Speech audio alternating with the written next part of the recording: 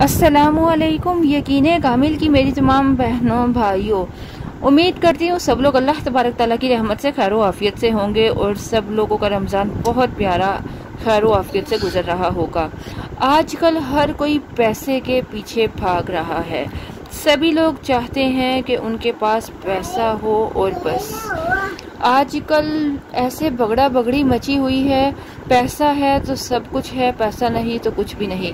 अगर आप लोग भी दौलत कमाना चाहते हैं तो ये बहुत मुजर्रब अमल है जिसके करने से इंशाअल्लाह पैसा आपके आगे पीछे होगा।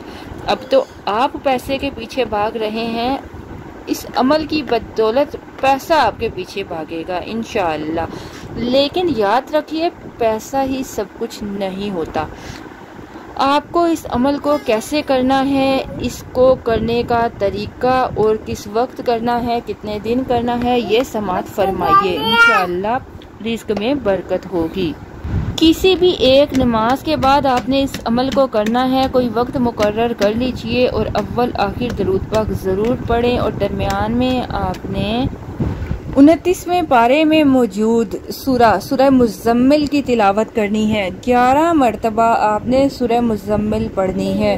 बेहतर है अव्वल आखिर 11 मरतबा दरूद पाक पढ़ लीजिए।